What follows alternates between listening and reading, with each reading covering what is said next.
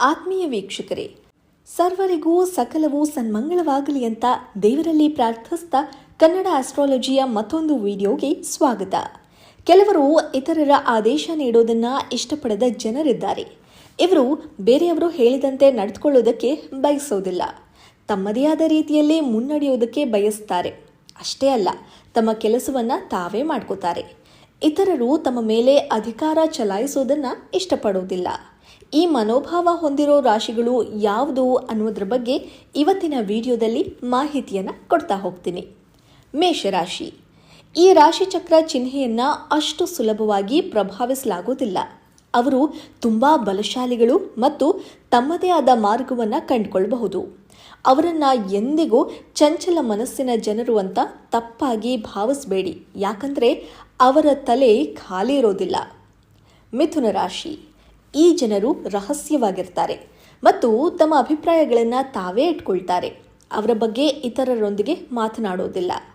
ಅವರು ತಮ್ಮನ್ನು ತಾವು ಸ್ಟ್ರಾಂಗ್ ಆಗಿರಿಸ್ಕೊಳ್ತಾರೆ ಮತ್ತು ಅವರ ಮನಸ್ಸಿನಲ್ಲಿ ಏನಿದೆ ಅನ್ನೋದರ ಕುರಿತು ನೀವು ಊಹಿಸುವಂತೆ ಇರ್ತಾರೆ.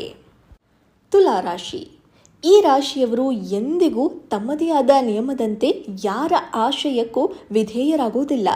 ಅವರು ತಮ್ಮ ಮೇಲೆ ನಂಬಿಕೆ ಇಡ್ತಾರೆ ಮತ್ತು ಅವರಿಗೆ ಸಹಾಯ ಬೇಕು ಅಂತ ತಿಳಿದಾಗಲೂ ಅವರು ಸ್ವಯಂ ಪರಿಹರಿಸಿಕೊಳ್ಳಬಹುದು ಅಂತ ಭಾವಿಸ್ತಾರೆ. ಅವರ ವೈಯಕ್ತಿಕ ಜೀವನ ತುಂಬ ಖಾಸಗಿಯಾಗಿದೆ. ವೃಶ್ಚಿಕ ರಾಶಿ. ಈ ರಾಶಿಯವರು ರಹಸ್ಯವಾಗಿರ್ತಾರೆ ಮತ್ತು ಕುಶಲತೆಯಿಂದ ಪ್ರಸಿದ್ಧರಾಗಿರ್ತಾರೆ. ಈ ರಾಶಿ ಚಕ್ರದ ಚಿಹ್ನೆಯನ್ನು ಮೂರ್ಖರನ್ನಾಗಿಸಲು ಅಥವಾ ಅವರೊಂದಿಗೆ ಆಟವಾಡಲು ಸಾಧ್ಯವಿಲ್ಲ. ಅವರೊಂದಿಗೆ ಮೈಂಡ್ ಗೇಮ್ಸ್ ಎಂದಿಗೂ ಒಳ್ಳೆಯದಲ್ಲ, ಯಾಕಂದರೆ ಅದರ ಪರಿಣಾಮಗಳು ಭೀಕರವಾಗಿರಬಹುದು. ಅವರು ತಮ್ಮ ಗಡಿಯನ್ನು ಹೊಂದಿದ್ದಾರೆ ಮತ್ತು ಯಾರೂ ಅವರನ್ನು ತಳ್ಳಲು ಅನುಮತಿಸೋದಿಲ್ಲ. ಧನುರಾಶಿ.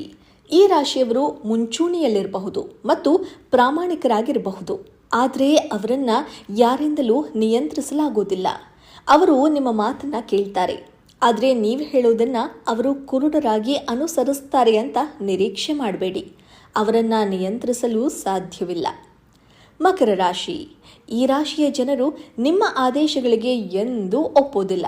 ಅವರು ತಮ್ಮದೇ ಆದ ನಿರ್ಧಾರವನ್ನು ತಮ್ಮದೇ ಆದ ವೇಗದಲ್ಲಿ ಅವರ ಸ್ವಂತ ಇಚ್ಛೆಯ ಮೇಲೆ ಮಾಡ್ತಾರೆ. ಅವರನ್ನು ಮನವೊಲಿಸೋದು ಸುಲಭ ಅಲ್ಲ. ಅವರು ನಿಜವಾಗಿಯೂ ಉತ್ತಮ ಕೇಳುಗರಾಗಿರ್ತಾರೆ, ಆದರೆ ಅವರು ಸರಿ ಅಂತ ಭಾವಿಸೋದನ್ನು ಮಾತ್ರ ಮಾಡ್ತಾರೆ.